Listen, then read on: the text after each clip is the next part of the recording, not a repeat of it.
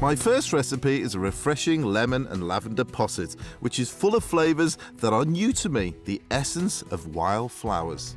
I grew up in an urban environment, but now Kent is my adopted county. I live surrounded by fields. I spent the day with someone who showed me a new way of looking at the countryside I thought I knew. Known as the Garden of England, Kent is a fertile region and many ingredients even grow wild here. One local who knows where to find them is foraging expert Lucia Stuart. So this is wild horseradish here? Wild horseradish, yeah, big, magnificent curly leaves with veins. Yeah, but I've seen this before, I didn't even realise what it was. I didn't even know it existed. Oh. We've been given permission to sort of dig it up. Brilliant, that's it, yeah. Look at that. Wow, that's really strong. You could smell the end bit there, you could get a whiff, but that... Yeah. That's and it's incredible. lovely. And oh, yeah, I love that. Roast makes you think of roast beef. It does. Doesn't it? Bring on Yeah, the roast absolutely. beef. I like to bake with all kinds of local ingredients, but I'm not so familiar with what's in the undergrowth. Luckily, Lucia can tell me which wild flavours are useful. Do you think then, based on the fact that there are so many sort of wild foods out there, foods that you can go and pick for your own consumption, that could you live off the land? We could, but why not combine it with the best of both worlds? So you use the wildflowers, you use the herbs to enhance the food. Yeah, natural flavourings, very creative, and yeah, opens a very new world. Lucia tells me there are lots of weird and wonderful ingredients in the undergrowth, but here's one I recognise, the blackberry. I used to pick this a lot with my folks up near Blackpool. I don't know why it was always Blackpool. They are fantastic, aren't they? They're so varied. There's many species of bramble, and right next door is some fennel. Oh, the fennel, of course, yeah. That's the wild fennel, and this is a terrific culinary ingredient, much respected by the ancient Romans and Greeks for its medicinal property. Do you know what it's like? This is like you're going down a supermarket I know. and you're thinking, yeah, we need to. Oh, do we need some blackberries? Yeah, we'll take some of them. Yeah. Oh, fennel, we need some of that. There you go. I always say that. Oh, I've been shopping when I come back. People You got your basket. Yeah. I'm just looking for the till down the bottom. Yeah. There's someone here somewhere. These ingredients are a great addition to all kinds of recipes, and Lucia knows just about all of them, even the most obscure. I can see some rose bay willow herb, which is a pretty little summer flower over here.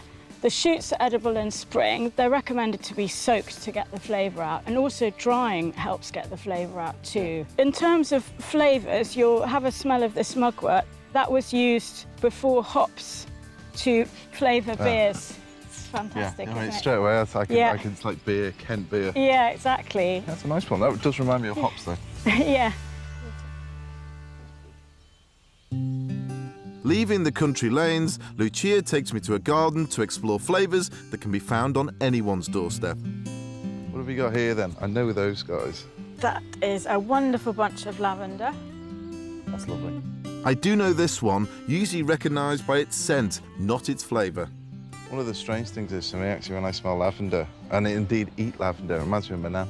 It's quite a versatile thing. I mean, I think it does work in cakes. Is lavender difficult to grow in this country? English lavender was the best in the world, and you'd hear the street cries going, lavender, lavender. So, no, we're very well suited for lavender. Okay, so it is used to our sort of... It's ideal for weather. us. It used to be world-famous English lavender. Okay. So what else are we looking at then? So we've got those. We've got a few little marigolds over there, which are a yes. colourful cooking ingredient. They make teas in France, colourful teas. Show me what's edible. Roses, I mean, I think immediately Turkish delight. I think of icing sugar and egg white, drying them out, eating them, use them as decoration on a cake. So what else have we got here? Beautiful nasturtiums from Peru, peppery, tangy leaf. Fantastic shape for stuffing.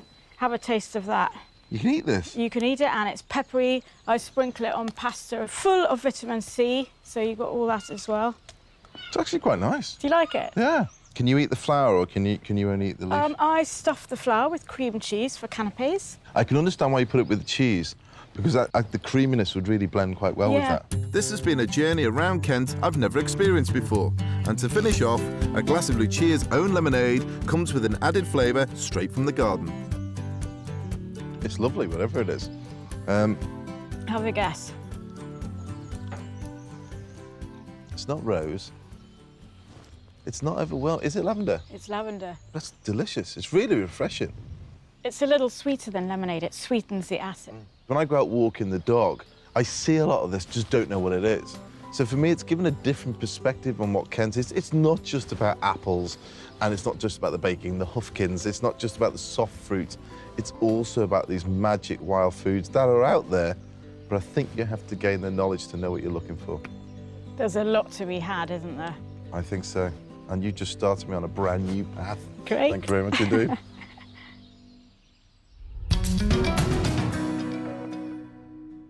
Lucia's passion didn't end in that garden. It's a few weeks since our day out, and while I've been experimenting with lavender cakes, Lucia has been picking one of the UK's most nutritious wild fruits, sea buckthorn. What have you been digging around and dug out since? Well, there's been some brilliant developments. Now, this one, sea buckthorn, is a native of the East Coast, and it is super tasty. I'd love you to be brave enough to try it. I know you're a very brave man. You said Have a little nibble of that. It looks like rosemary, doesn't it? Yeah, we'll take you on a journey. Hang in there. What are you doing to me, Lucia? I mean, I can't tell you how many vitamins are in that. I've lost count of them. A, B, K. The seeds have got vitamin E in them. It's not unpleasant. This is it in its pure form, which is literally it just put through a sieve, heated. It's only the female... It feels like medicine, this, you know. Does it? Sea buckthorn grows all around the east coast of Britain and has 15 times more vitamin C than oranges. They drink this all over Europe, apart from England. For me, it's like it's almost mango-like in its texture when it first goes in. Yeah. So this is pretty clear. It's good for you. It's good stuff. It's super good. Is it? It's like a superfood. Is it? Yeah. Jesus, yeah. Do I look younger? I'll definitely be looking out for sea buckthorn during my next country stroll. What else have you found? That's lovely. Following on from the lavender, I thought, well, let's keep going with this lovely plant. So I made a lavender and apple jelly. Oh, hang on. You see, this is a cake here. This is a lavender and lemon cake. I baked this cake after my day out with Lucia. If I just take a little bit of that, I'm thinking now, after trying this. That's a beautiful, moist Together. cake. It's a good cake, though. Lovely. OK, so what I'm going to do, I'm going to crack on and make something using the lavender. I'm going to start by making a lavender and lemon posset. Now, on top of that, I'm also going to make the lavender biscuits, which I think will go really well with it. Heat some cream in a pan and add caster sugar. Then, the star of the recipe, lavender. It's quite pungent lavender. So I'm probably going to add about 2 teaspoons straight in. That will get infused into the cream as it slowly begins to come to the boil. Now, this needs to come to the boil basically to dissolve the sugar that's in there at the moment. Once it's boiled, remove from the heat, leave to cool, and add the juice of 2 lemons. You can use a juicer like this or just squeeze it if you're butcher manly, but I'm not. And once it's all dissolved, it's ready then to go straight into your jars, which is here. Now, if I get a jug to put this in, once it's gone in the fridge, it then sets, and that's what makes the posset.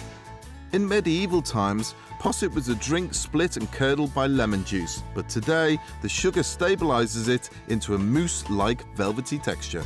And it's such a clean food to have at the end of a meal. It's absolutely gorgeous. And now, traditionally, would they have a biscuit with it or something or not? easy, easy. Oh, coming in. Now, this is going to go in the fridge, and to go with this, I'm going to make a lavender biscuit. Oh, great. OK, this is going to go straight in the fridge. And you need to leave that to chill, preferably overnight. It just gives it time to set properly.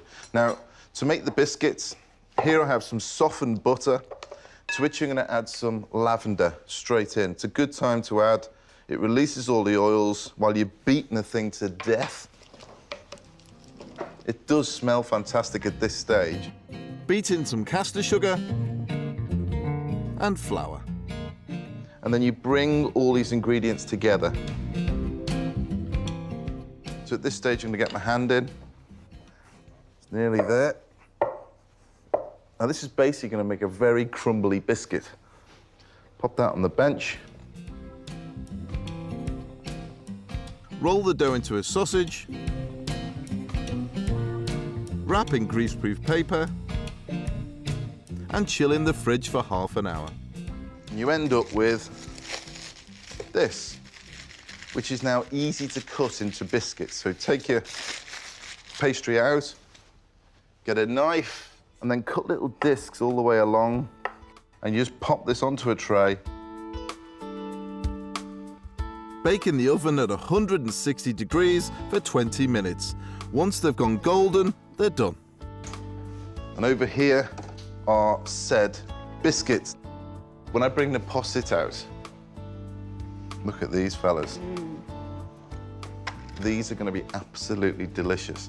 After half an hour in the fridge, they're set nicely. Pop a couple of those on there with these gorgeous biscuits. Do you want some fresh, Paul? Because that's a bit more colourful. It is indeed. Yeah.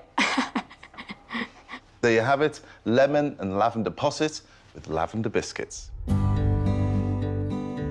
This is a light, delicate way to finish a lunch, especially if you're eating in the garden.